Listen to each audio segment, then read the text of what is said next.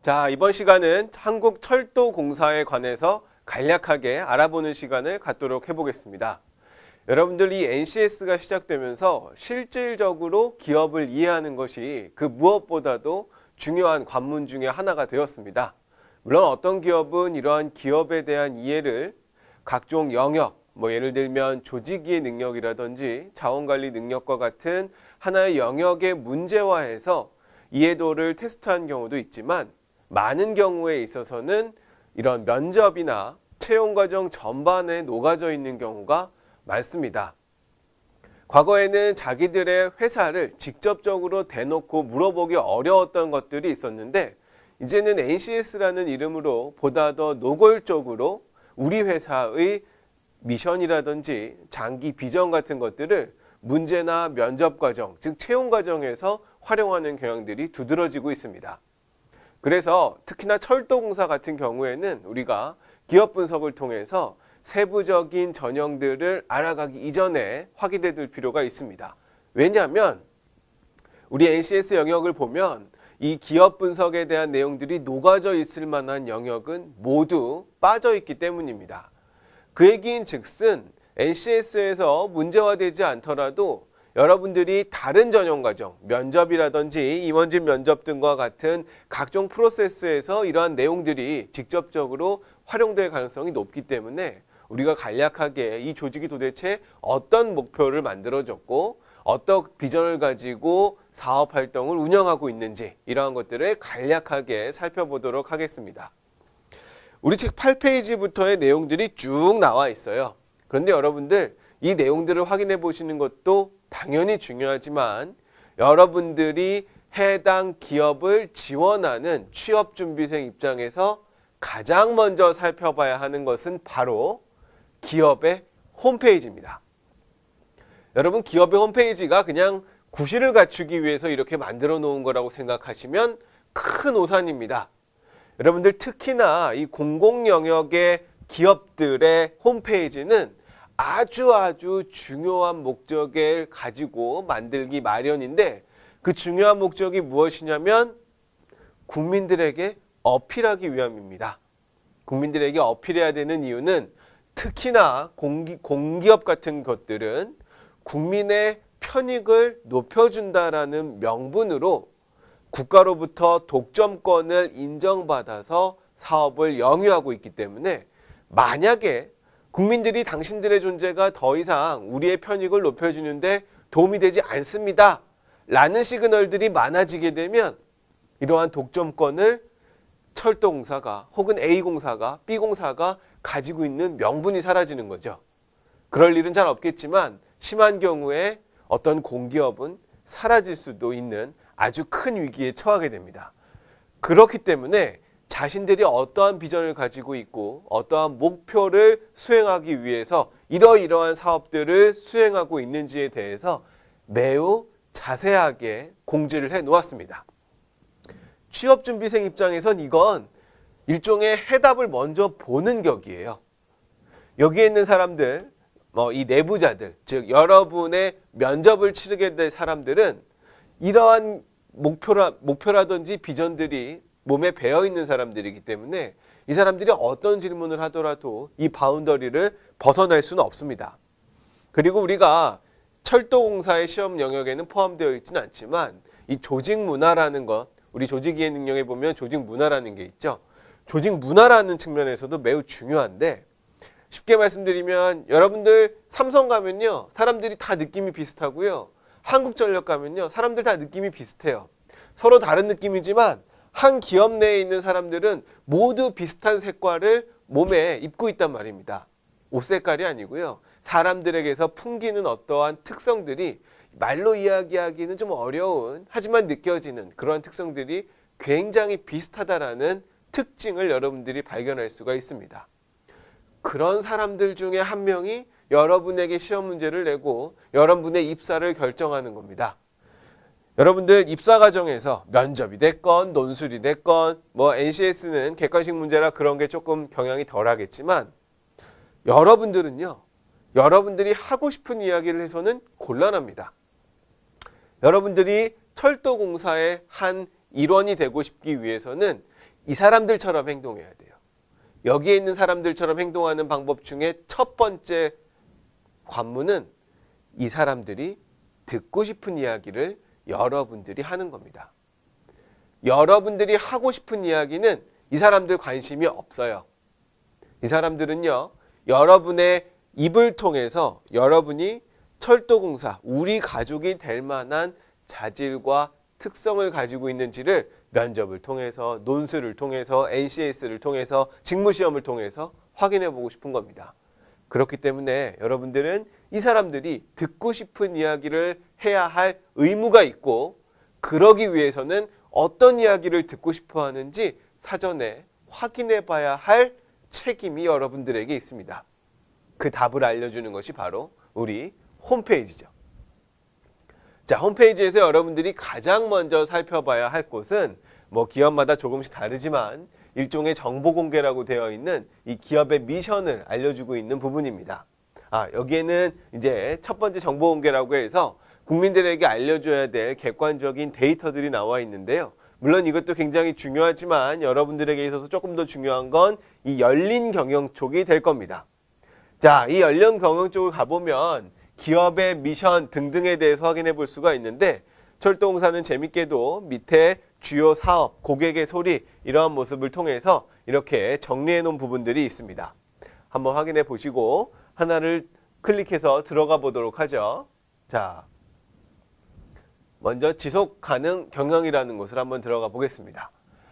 자, 이러한 것들이 여러분들에게 우리 철도공사가 무엇을 하는 곳입니다 라고 소개를 하고 있는 페이지입니다. 철도 안전이라든지 소비자 중심 경영, 윤리 경영, 뭐 모든 기업들에서 이야기하고 있는 카테고리가 저렇게 준비가 되어 있죠. 자, 코레일 소개에 한번 가보면 조금 더 확실하게 나와 있을 가능성이 높습니다. 자, 여기 보시면 공사 소개, 미션과 비전, 연혁, 구성 이런 것들이 있고요. CEO 인사말, CEO와의 대화방 이런 것들이 있죠. 자, 제가 여기에서 여러분들이 반드시 봐야만 하는 카테고리를 알려드릴게요. 공사 소개는 반드시 보셔야 되고요. 그 다음이 CEO고요. 그 다음이 무슨 일을 한다라는 것들이 정해져 있는 것들이 있습니다. 여기엔 나와 있지 않은데 조금 뒤에 제가 다른 것을 클릭해서 철도공사가 하고 있는 사업에 대해서 간략하게 같이 살펴보도록 하겠습니다. 여러분들 철도공사라고 하는 건 옛날에 철도청이었어요. 우리 부모님 세대는 철도청으로 알고 계실 겁니다. 이렇게 철도청이라는 이름으로 철도 사업을 운영하던 철도공사는 2005년에 지금의 모습을 갖추게 되는데, 여객 운송이라든지 서비스와 관련된 활동들은 모두 한국철도공사가 가지고 가고요. 시설이라든지 인프라를 구축하는 업무들은 철도시설공단에서 수행을 하게 되었습니다. 이 두 개가 원래 한 회사였던 만큼 지금도 한 건물 내에서 같이 생활을 하고 있습니다. 그게 어디냐면 여러분들 대전역에 가보셨는지 모르겠습니다. 대전역이요, 엄청나게 커요. 거기에 맛있는 빵집도 있고, 유명한 빵집이죠. 대전에서 성심당이라는 빵집도 있고 무슨 오뎅집도 있고 이런데, 대전역에서 특징 가운데 하나는 대전역 위로 엄청나게 큰 두 개의 건물이 우뚝 솟아 있다는 점입니다. 이게 바로 철도공사의 본사죠. 하나는 철도공사가 쓰고 있고요. 하나는 철도시설공단이 쓰고 있습니다. 두 개가 어찌 보면 형과 동생이라 할 수 있는, 혹은 뭐 쌍둥이라 할 수도 있겠죠. 굉장히 한 형제에 가까운 격인데 사실은 사이는 굉장히 안 좋다고 들었어요. 두 집단이 공통되는 분모가 있고 각자 다른 사업으로 쪼개지다 보니까 아마도 경쟁이 치열한 부분이 있는 모양입니다. 그래서 서로가 서로에게 뭐 침범을 하고 있다라는 식의 경쟁들이 이루어지고 있는 것 같은데, 아무튼 여러분들이 어떤 분위기를 읽는 데 있어서는 철도시설공단과 철도공사가 약간의 갈등은 있다라는 것 정도는 알고 가는 거 좋을 것 같습니다. 면접에서 뭐 이런 격이에요. 대한항공에 가서 아시아나항공에 이기기 위해서 이러이러한 전략을 세우겠습니다 라고 하면 대한항공 임원들은 굉장히 싫어해요. 왜냐하면 우리나라에서는 넘버1과 넘버2의 항공사지만 이들 모두 국내 시장보다는 해외 글로벌 순위를 훨씬 더 중요하게 여기기 때문에 대한항공은 사실 아시아나항공을 큰 경쟁자로 여기지 않습니다. 실질적인 경쟁자일지 몰라도 대한항공의 면접을 보는 임원들은 그렇게 생각하지 않는다라는 거예요. 그런데 아시아나를 이기기 위해서 어떻게 하겠습니다 라고 얘기를 하면 저 친구가 지금 우리 현실을 잘 모르고 우리 회사의 면접을 보고 있군 이라는 생각을 할 가능성이 높겠죠. 철도공사도 마찬가지입니다. 철도시설공단과 철도공사가 원래 한 형제였다고 해서 마치 철도시설공단에 힘을 실어주는 듯한 발언을 하게 되면 한국철도공사에 지원한 여러분들을 바라보는 시선이 그리 곱지만은 않겠죠. 이런 것들 여러분들이 조금은 알아둘 필요가 있습니다. 주변에 선배가 있다면 이러한 내용들을 쉽게 여러분들이 전달받을 수 있겠지만 선배가 없는 경우에는 이런 내용들을 어떻게 하냐? 물론 저 같은 사람을 통해서 여러분들이 듣는 것도 방법이지만 신문 기사를 찾아보시면 돼요. 향후 몇 년간의 신문 기사를 그냥 제목만 쭉쭉쭉쭉 읽다 보시면 아마도 어떤 갈등 내용들이 조금 포착이 되실 겁니다. 그런 것들을 통해서 분위기를 읽어내는 것도 여러분들의 노력 가운데 하나라고 생각이 듭니다. 자, 다시 코레일 이야기로 돌아오면요. 코레일 같은 경우에 우리가 어떤 기업을 볼 때 가장 중요한 거 미션과 비전입니다. 우리 책에도 나와 있는 내용이지만 여러분들 홈페이지를 통해서 여러분들이 클릭하는 과정을 통해서 해당 내용들을 살펴보셨으면 하는 마음에 제가 이렇게 홈페이지를 띄워놓고 여러분들과 이야기를 나눕니다. 자, 미션은 사람, 세상, 미래와 함께하는 대한민국 철도. 다른 건 몰라도요. 지금 여기에서 읽어낼 수 있는 거 우리 공기업이 독점적인 권한을 인정받기 위한 정당성은 국민에게 있고 그 정당성이 계속해서 이어지기 위해서는 미래 사회 변화에 끊임없이 발맞춰 노력을 해야만 국민들의 편익을 변화하는 사회상 안에서 높여줄 수 있다라는 그러한 목표를 살펴볼 수가 있습니다. 국민행복 코레일, 모든 공기업의 목표는 국민 행복이어야만 하죠. 자, 핵심 가치를 보죠.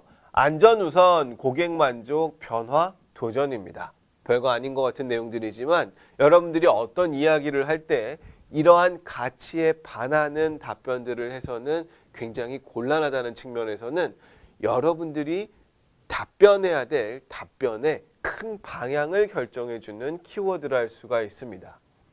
경영방침은 흑자경영, 절대안전, 창조경영, 조직혁신입니다. 맨 앞에 흑자경영이라는 거 굉장히 중요합니다.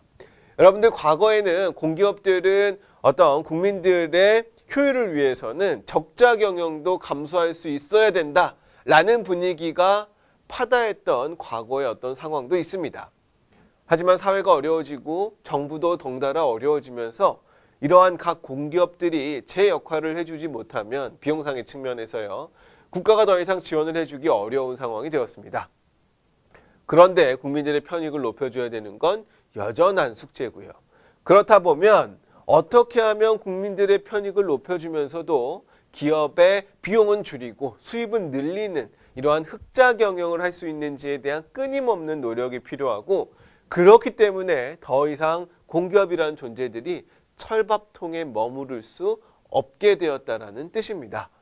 조직혁신, 창조경영 모두 그러한 의지를 반영한 경영 방침들이라 할 수가 있겠죠. 아무리 국민의 편익을 높여주더라도요. 적자가 너무 심해서 국민들의 세금이 이 기업을 떠받쳐 주는 데 상당히 많은 금액이 들어간다면 이 역시도 국민들의 편익을 증진시켜주지 못하는 요인이 될 겁니다. 그렇기 때문에 이 흑자 경영이라는 것의 키워드 하나로도 기업의 변화를 살펴볼 수 있는 우리가 하나의 키워드라고 할 수가 있습니다. 미션, 가치, 방침 이런 것들을 통해서 여러분들 코레일이 어떤 생각을 가지고 철도라는 사업을 영위하고 있는지 여러분들이 잘 파악하시고 답변을 그리고 논술에서의 집필을 하셔야 될 겁니다. 자, 5대 전략 방향이죠. 절대 안전체계 확립, 최적 운송체계 구축, 철도 공공성 강화, 혁신적 조직 체질 개선, 미래 성장 동력 확대. 거기에 각각의 대표적인 키워드들을 만들어 놨죠. 여러분들이 이런 수치들은 기억하고 계시다가 면접 중간중간에 한 번씩 내뱉은다면 여러분들 굉장히 인정받는 지원자로 보일 수 있을 겁니다. 13대 전략과제와 65제의 실행과제가 있다고 합니다. 계속해서 깔때기처럼 세부적으로 내려오는 거죠. 여기에 있는 것들은 여러분들이 한번 쭉 읽어보시기를 부탁드립니다. 이런 내용들이 있고요. 여러분들이 또 하나 눈여겨보셔야 되는 파트는 조직 구성입니다. 조직 구성이라고 하는 걸 우리가 왜 봐야 하냐면 이 조직도라고 하는 것의 의미가 어디 있냐면 철도공사의 업무가 굉장히 체계적으로 구분되어 있는 것이 조직도인데 이를 보면 철도공사가 어떤 일을 수행하고 있는지 한눈에 파악해 볼 수 있다는 점입니다. 보죠. 경영기획본부가 있고요. 뭐 이거야 어느 회사나 있는 거겠죠. 그런데 안전을 중요시 여기는 만큼 안전혁신본부라는 것이 따로 있고요. 여객사업본부, 물류사업본부, 철도본부, 기술융합본부 이런 것들이 존재한다는 것을 통해서 여객사업과 물류사업 그리고 이러한 것들을 뒷받침하는 기술사업들이 주요 핵심 업무로 진행이 되고 있구나라는 것들 우리가 살펴볼 수가 있습니다. 조직의 능력 시간이라면 조금 더 자세히 설명을 드리겠지만 우리가 기업 분석을 위한 측면에서는 이 정도로 하고 넘어가는 게 적당할 것 같습니다. 자, 몇몇 이슈들은 여러분들이 미리미리 챙겨놓을 필요가 있는데요. 최근에 철도공사 CEO가 교체됐습니다. 여러분들 문재인 정권 들어서 새 그릇에 맞는 새로운 인재들을 각 공사와 공공기관들이 교체를 하고 있는 과정인데 아마도 코레일도 그 과정 중에 하나이지 않을까 싶습니다. 내용들을 읽어보시면 코레일의 CEO가 어떠한 비전을 가지고 코레일이 가지고 있는 조직의 목표를 달성할 것인지에 대한 그 각오가 쓰여져 있는 거죠. 여러분들 이런 내용을 통해서도 코레일이라는 회사가 현재 가지고 있는 그 미션의 중요도라든지 아니면 분위기를 엿볼 수 있어야만 합니다. 이런 것도 여러분들이 반드시 알아두셔야 되고요. 그 다음에 간략하게 하고 있는 사업에 대해서 보고 넘어가도록 하죠. 자, 주요 사업입니다. 주요 사업이라고 하는 건 저렇게 6가지로 구분이 되고 있어요. 여객사업 같은 뭐 간략하게 하나씩 보고 넘어가죠. 자, 여객사업 분야입니다. 여객사업은 우리가 알고 있는 KTX와 ITX를 모두 통칭하는 국민의 운송과 관련된 사업이라고 합니다. 여기 나와 있는 내용들 여러분들 한번 살펴보시도록 하고요. 광역철도 사업도 진행을 하고 있네요. 광역철도 사업 살펴볼까요? 광역철도사업본부는 이 광역전철과 ITX 청춘 운행을 담당해서 광역권, 즉 경부, 경인, 경원선 등을 담당하는 철도 라인이라고 이야기를 하고 있습니다. 여러분들 이런 것도 한번 살펴보시면 조금 더 구체적인 내용들을 알 수 있을 겁니다. 여객만큼 중요한 게 물류입니다. 컨테이너라든지 시멘트, 석탄, 철광 등과 같이 우리나라 산업 전반을 뒷받침하고 있는 이 철도 운송을 코레일이 담당을 하고 있다고 합니다. 그래서 수도권, 강원권, 중류권, 충청권, 호남권, 영남권 이렇게 우리나라의 국토를 몇 가지의 권역으로 나뉘어서 대량 수송과 빠른 수송이 가능한 사업을 진행을 하고 있다는 내용입니다. 재미있는 건 자산 개발 사업도 수행을 하고 있다고 합니다. 2005년 이 출범한 이후에 운송사업 위주의 수익 구조에서 탈피해서 부가가치가 높은 자산 개발을 통해서 경영성과 개선, 흑자 경영에 일조하기 위해서 이러한 사업을 추진하고 있다고 합니다. 혼자서 무턱대고 하는 것이 아니라 이러한 법적 토대 하에서 다음의 사업들이 진행되고 있다는 것이 이 내용이고요. 주요 업무로는 어떤 철도 부지라든지 자기 회사가 가지고 있는 자산을 관리하는 방법 등등등등등 어떤 자산과 관련된 다양한 사업들 수행하고 있다는 내용을 우리가 확인할 수 있습니다. 자, 해외 사업입니다. 여러분들 철도해외 사업은 굉장히 중요해요. 일종의 수주 사업이기 때문에 엄청나게 큰 부가가치를 창출할 수 있는 사업 중에 하나입니다. 전력 분야의 원자력 수출이 있다면 철도에서는 철도 수출이라는 아주 부가가치 높은 사업이 있죠.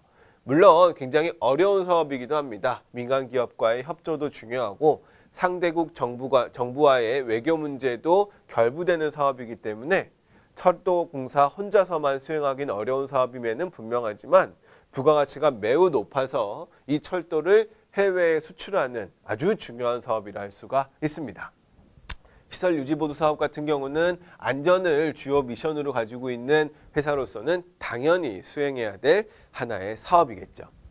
자, 이렇게 간략하게 코레일에 대해서 알아봤습니다. 여러분들 채용 절차에 대해서는 여러분들도 잘 알고 계시겠지만 제가 이번 채용이 여러분들에게 특별히 중요한 몇 가지 이유를 말씀드리고 이번 시간을 마치고자 합니다. 여러분들 정권의 교체로 인해서 이 공공섹터의 채용 규모는 계속해서 늘어나고 있습니다.